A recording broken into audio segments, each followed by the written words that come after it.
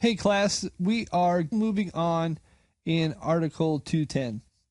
Today we're in 210.52 and we'll go from C1 all the way to I. That will get us out of 210.52. There will be some things that I want to talk about in class, and when we do talk about those things, those will usually be exceptions to some of the rules that I am giving you on the video. And you can look in your code books if you'd like to kind of go ahead and see what those items might be. So let's get into Article 210.52C1. This article tells us that we have to install a receptacle on a counter space that is 12 inches or wider.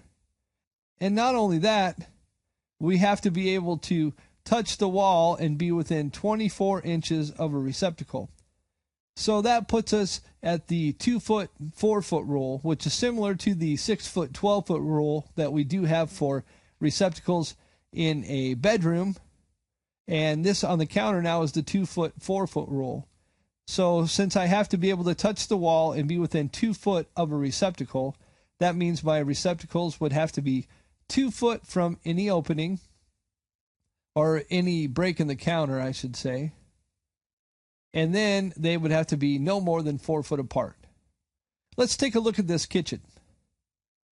You can see if we start from the left, I have a counter space with a dishwasher underneath and then a sink. And that counter space from the sink to the edge of the counter going to the left is 4 feet long. Could I put a receptacle on that side of the counter and only have to have one? Well, that is possible. However, we would have to be exactly at the 2 foot mark. If it were me, I would probably put a receptacle here and here, giving me 2 receptacles on that counter. Now, as we go off to the right, we'll see that's an L-shaped type counter, and it's 3'6" to the corner and then 4'6" to the stove. Well, that would give us an 8-foot counter. If I was 2 foot from the sink and 2 foot from the stove, then I would have 4 feet between my receptacles. I could get away with just 2 receptacles here. However, I would probably install a 3rd receptacle right here in the corner. That would definitely make sure that I'm within code. Now, as we pass the stove, since we do not have to put one behind the stove, I have a 3'5" counter space. And in that counter space, as long as I'm within 2 foot of the stove and 2 foot from the sidewall, I can get away with just 1 receptacle in that space. Now, if we look in our kitchen, I also have an island. The code addresses islands in 210.52C2. This code requires that if I have an island that is 24 inches by 12 inches, that's the smallest island that I would have where I would be required to install a receptacle. Now, a 24-inch by 12-inch island is pretty small. I don't know that I've ever seen one that small. This island in this kitchen is 3 foot by 5 foot. Now, I don't have to install a receptacle for every 12-inch by 24-inch that I have on this island. The code just requires that I install at least 1 receptacle if the island is at least 12 inches by 24. On this island, you could get away with installing 1 receptacle on the back of the island, but if it were me, I would most likely put 1 on each end. I think that would be probably better for the homeowner, and that way they wouldn't be stuck with trying to just drape a cord over the back edge of this island, and they'd be able to put any type of cooking equipment on this island that they need to plug in and have enough receptacles for. So what about bathrooms? We know that we have to have 2 GFI or 1 GFI circuit in our panel for bathrooms, but that part of the code didn't explain to us where we had to put the GFI. Why don't we look at the master bath? In the master bath here, I have a double sink.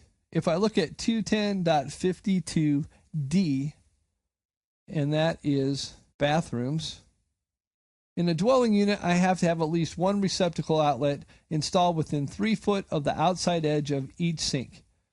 Okay, if I look at this countertop here, this is probably a 6-foot counter. And if I were to install a receptacle right here next to this basin, I would be further than 3 feet away from this basin.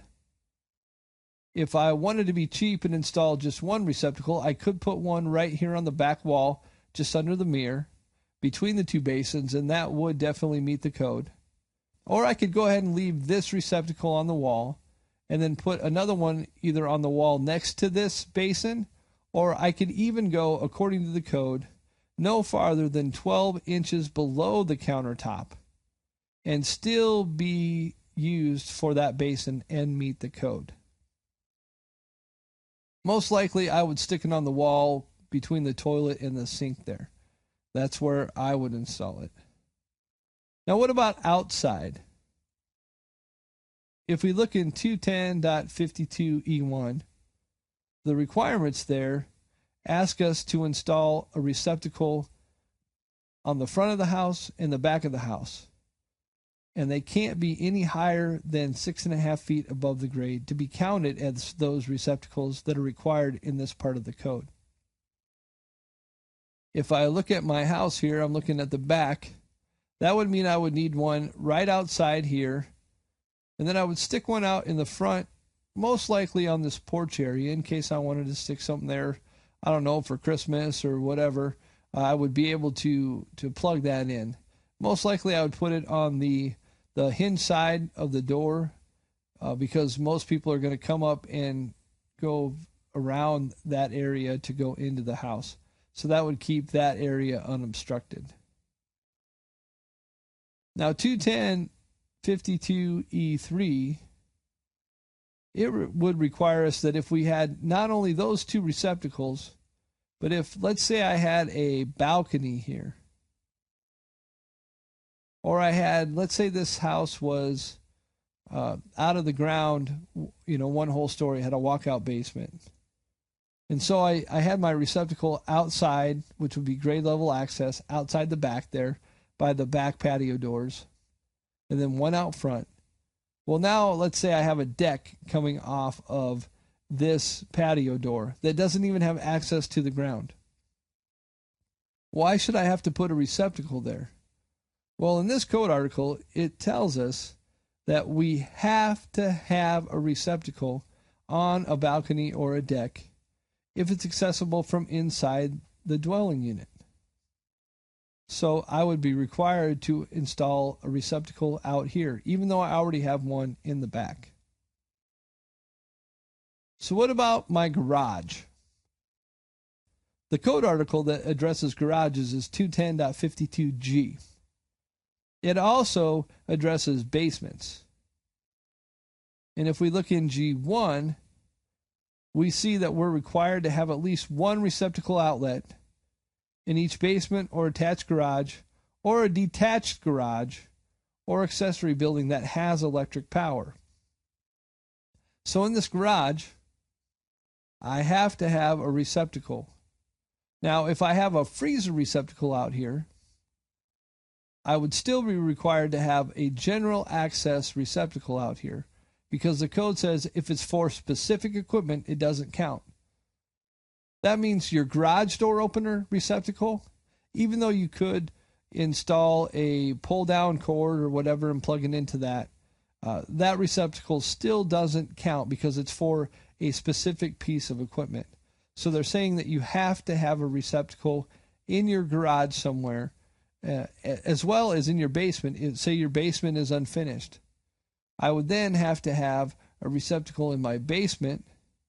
And even if I had a washer down there and a freezer down there and a sump pump down there, and I had receptacles for all of those, I would still be required to have at least one more receptacle in that unfinished basement to count as part of the code for 210.52G1. Well, we've pretty much looked at most of the house, but what about the hallway? You can see that in this drawing, I have a hallway that is 17 foot 11 inches. Well, the code addresses that in 210.52H. It tells me that I have to have a receptacle in a hallway that is 10 feet or more in length. There is part of the code that requires us to look down the center line of that hallway, and that's how you're going to measure. Well, the reason they do that is, let's say you had a hallway that was 9 feet in one direction, and then it turned and went to the right and went 9 feet in the other direction. Well, if that were the case, then you have to measure along the center line. So it would be just like if you were measuring a corner for your receptacles in a house. As you're going around the corner, you still have to measure around the wall and add that together. The same thing is true for a hallway. So if I had two hallways that come together that were 9 feet each, that hallway would actually be measured by code as 18 feet, which means I would have to have a receptacle. In this case, though, the hallway is only 17 foot 11 inches. Well, that still does require a receptacle because I have a hallway that's more than 10 feet.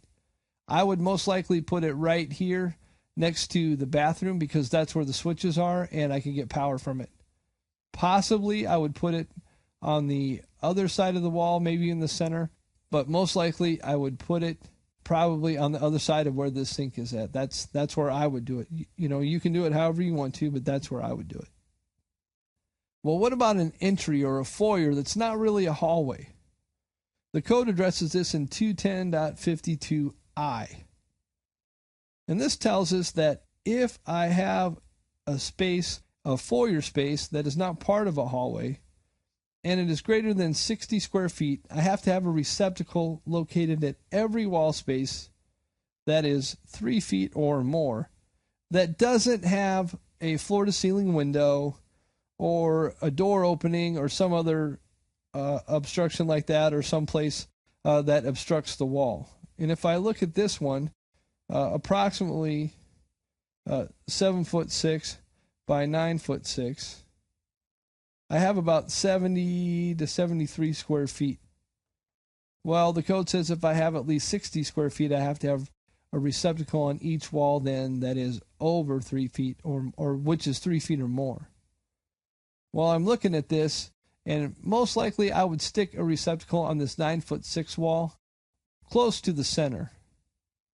And on the wall, on the opposite wall from it, I would probably put one closer to the closet because I would think that's where somebody would maybe center it between where this door opens and where the closet door opens, because somebody might put a table or something like that that would need some sort of maybe a lamp, or maybe that's where they put their phone charger or something, but it would at least give them a place to plug in. And according to code, we have to do it that way. Well, those are all the articles that I want to deal with today in this video. We're going to do some more of things that we did in class last time, where we went through, and I'll give you a print.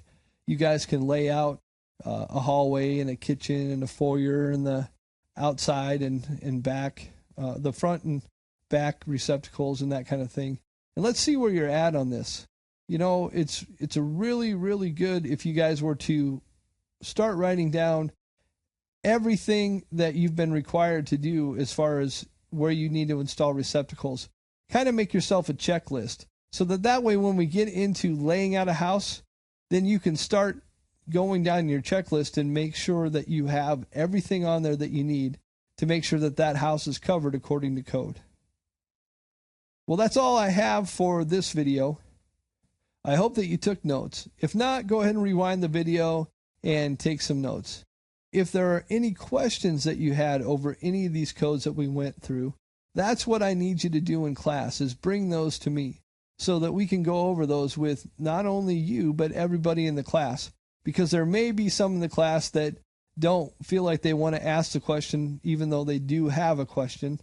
And then I can make sure that all of those things get answered. Well, I'll see you next class. And as always, be safe.